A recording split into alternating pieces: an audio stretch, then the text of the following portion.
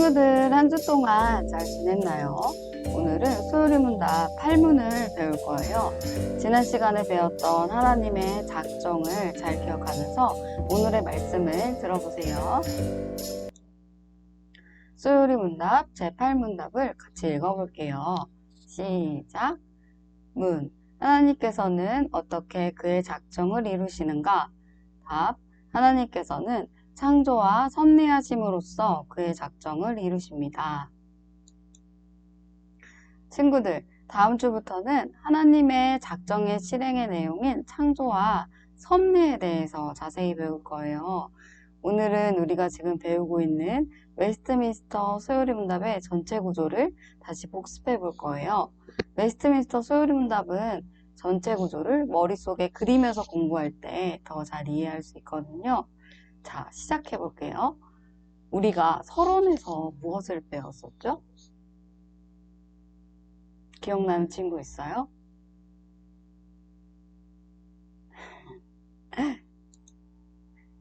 맞아요. 인간의 목적과 유일한 규칙인 성경에 대해서 배웠어요.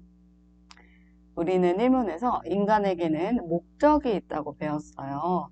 뭐였죠? 사람의 주된 목적은 하나님을 영화롭게 하고 영원토록 하나님을 즐거워하는 것이라고 배웠어요.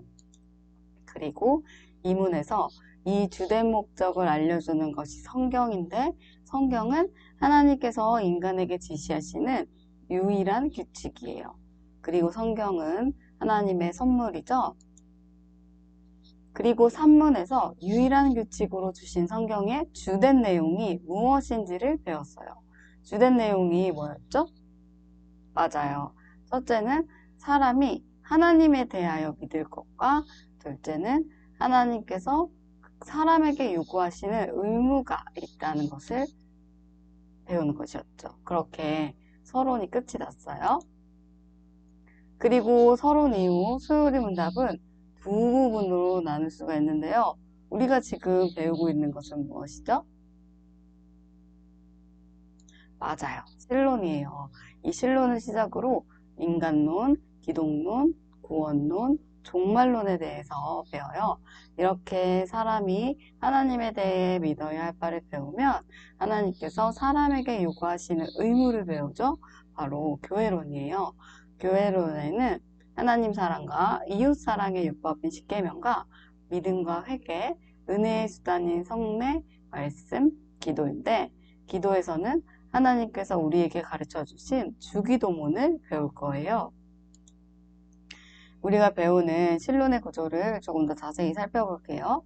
자문에서 하나님은 영이시고 그리고 존재, 지혜, 권능, 거룩하심, 진실하심, 공의, 인자하심에 있어서 무한하시고 영원하시고 불변하신 분이라는 것을 배웠어요. 그래서 우리와 공유하시는 속성이 있지만 공유하지 않는 속성이 있다는 것을 배웠죠. 그리고 5문에서 하나님은 한 분이시다. 또 하나님 외에 다른 신은 없다고 배웠어요. 그래서 신명기 6장 4절에서 5절 말씀을 우리가 같이 배우면서 이스라엘아 들으라 우리 하나님 여호와는 오직 유일한 여호와이시니 너는 마음을 다하고 뜻을 다하고 힘을 다하여 내 하나님 여호와를 사랑하라. 하나님은 한 분이세요. 그렇지만 하나님은 삼위일체의 하나님이셨죠. 그래서 육문에서 삼위일체 하나님은 성부, 성자, 성령이시고 권능과 영광에 있어서 동등하시다고 배웠어요. 그러면 지혜와 힘에 있어서도 동등하시겠죠? 그리고 지난 시간에 7문인 하나님의 작정에 대해서 배웠어요. 하나님의 작정은 무엇이었죠? 하나님의 작정은 그 자신의 영광을 위하신 그의 의지의 의논을 따라된 그의 영원하신 목적이에요.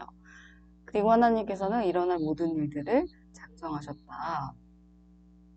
하나님의 작정은 그 자신의 영광을 위하신 것이었어요.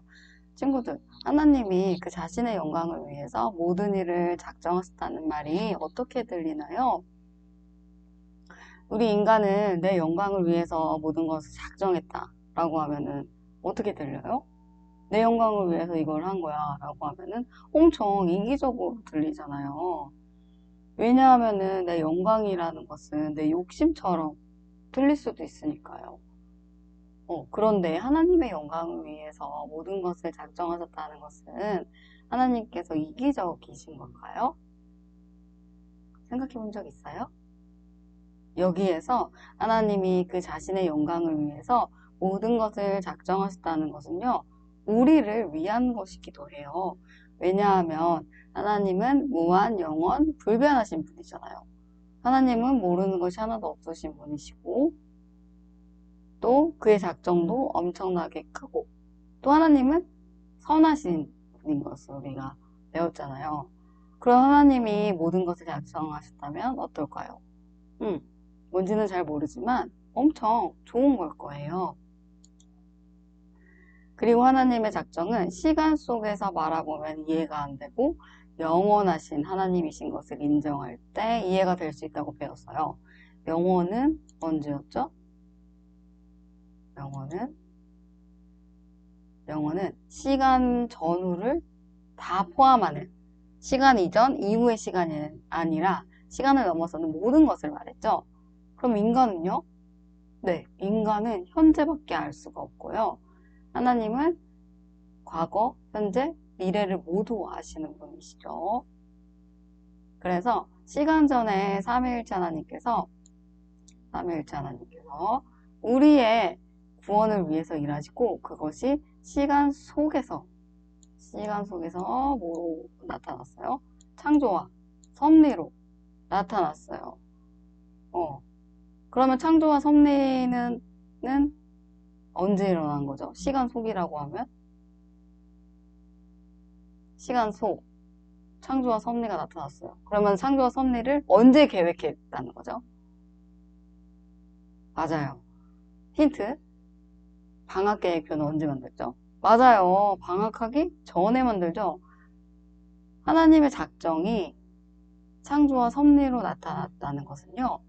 하나님의 창조와 섭리는 하나님의 시간 속, 그러니까 우리에게는 시간 전에 하나님의 사역이라는 것이에요. 그래서 이것을 시간 순서로 다시 표현을 해볼게요. 우리가 알지 못하는 어떤 때에 하나님께서, 삼위일체 하나님께서 우리의 구원을 위해서 작정을 하셨어요. 이 땅을 만드시고 이렇게 하고 이렇게 할 거다. 그 내용이 뭐죠? 이 땅을 만들고 창조 이렇게 할 거다가 섭리예요. 그리고 그 계획은 창조의 어떤 때에 시작이 됐어요.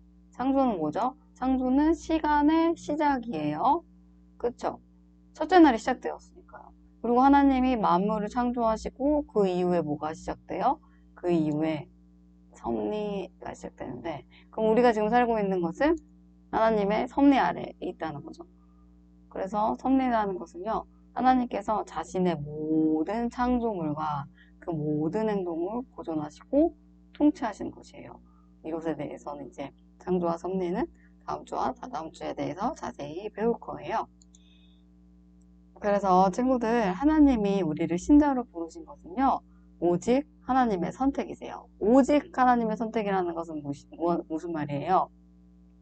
나의 구원은 100% 하나님으로부터 왔습니다. 우리는 중립적인 상태가 아니라 태어나면서부터 죄인이거든요. 그렇기에 내가 얼마나 죄인인 것을 알면 이 예정이 얼마나 큰 은혜인지를 알 수 있어요. 그렇기 때문에 친구들, 예정이라는 것은요, 네가 예정이 됐냐 안 됐냐, 구원을 받았냐 말았냐 하면서 마치 우리의 운명이 결정된 것처럼 이야기할 수 있는 교리가 아니라요, 구원의 은혜에 대한 것이에요. 날 구원하신 하나님을 찬송하기 위해 있는 것이요. 그래서 예정과 작정을 얘기할 때는 나의 구원은 100% 하나님으로부터만 왔습니다. 하나님에게만 나의 모든 소망이 있습니다. 라고 고백하는 것이 바로 예정이고 작정이에요. 그래서 시편 51편 5절에서는 이렇게 말씀하고 있어요. 같이 따라 읽어볼까요? 시작! 나는 태어날 때부터 죄인이었으며 우리 어머니가 나를 뵌 순간부터 죄성을 지니고 있었습니다. 뭐래요? 태어날 때부터 죄인이었고 어머니가 나를 뵌 순간이 언제예요?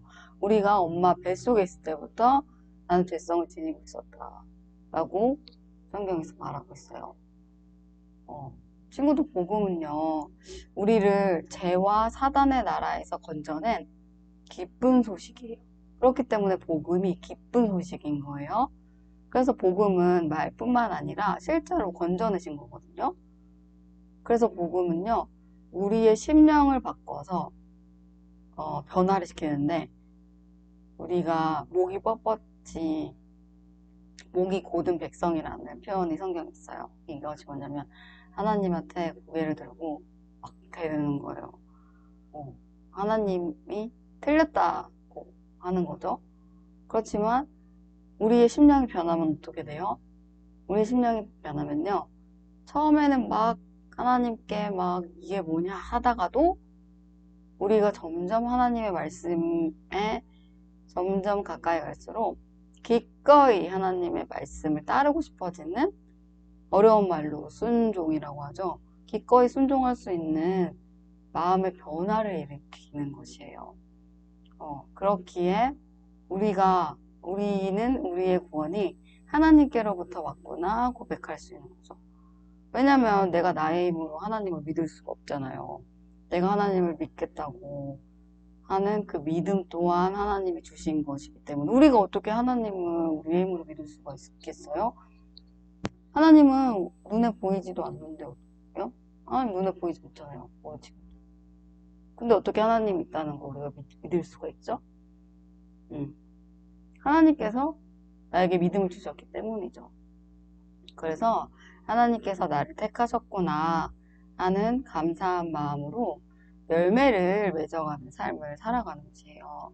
그래서 우리 친구들 예정이나 또 작정이나 하나님이 우리를 선택하셨다 하는 이런 여러 말들은요, 일반적인 상황에서 얘기하는 것이 아니라 구원받은 사람으로서만 말할 수 있어요.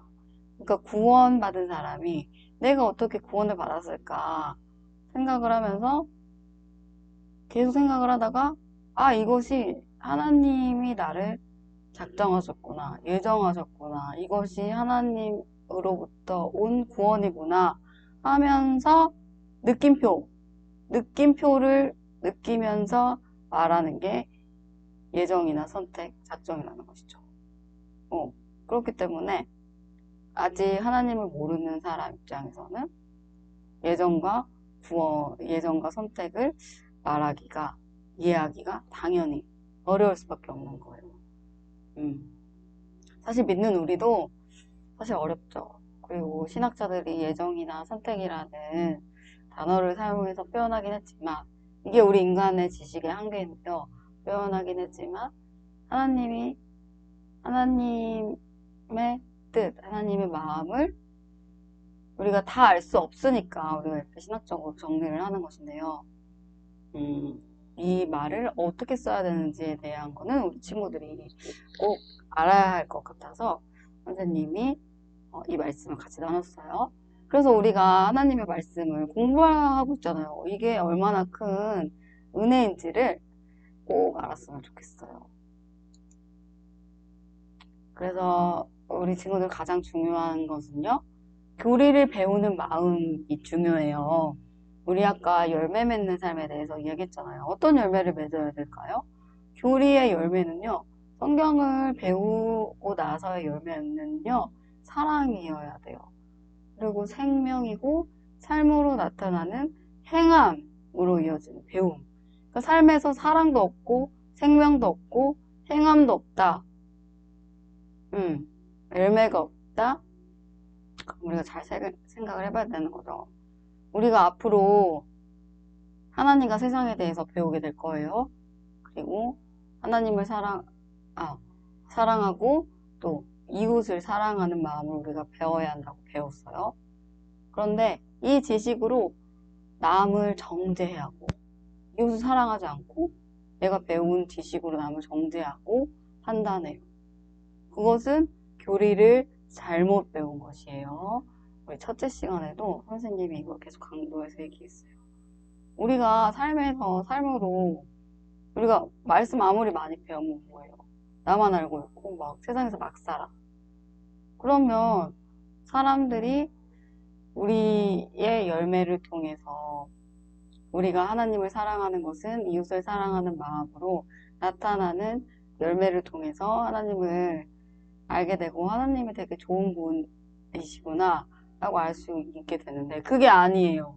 막 이 지식으로 남을 내가 더 많이 아는 것으로 남을 가르치려고 하고 가르친다는 게 너는 틀렸어 라고 하고 이런 마음으로 대한다면 안 된다는 거죠.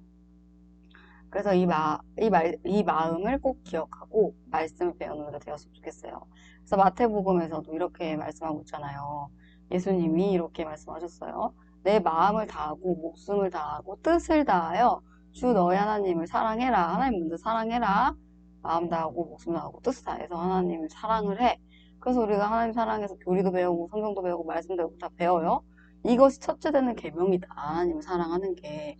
그리고 둘째도 그와 같대요. 하나님을 사랑하는 것만큼 어떻게 하래요? 내 이웃을 사랑하는데 어떻게? 내 자신같이.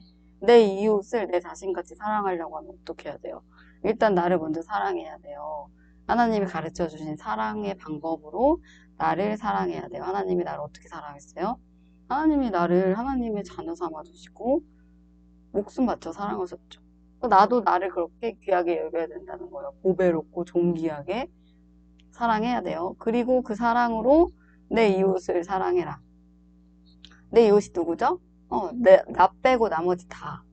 되게 우리 엄마 아빠도 이웃이고 친척들도 이웃이고 친구들도 이웃이고 선생님도 이웃이고 우리 주변에 있는 모든 사람들이 내 이웃이에요. 이 이웃을 사랑해라. 이 두 계명이 뭐래요? 온 율법과 선지자의 강령이래요. 온 율법. 이 성경이 뭐예요? 성경이 하나님 율법인데 이 두 계명이 온 율법, 모든 율법과 선지자의 강령이래요. 강력한 명령이래요. 그러면 성경을 어떻게 요약할 수 있어요? 하나님을 사랑하고 이웃을 사랑하라. 하나님을 사랑하면 이웃을 사랑해야 한다는 말이죠. 그래서 우리 친구들 이것을 꼭 기억하고 말씀을 배우는 우리가 되었으면 좋겠어요.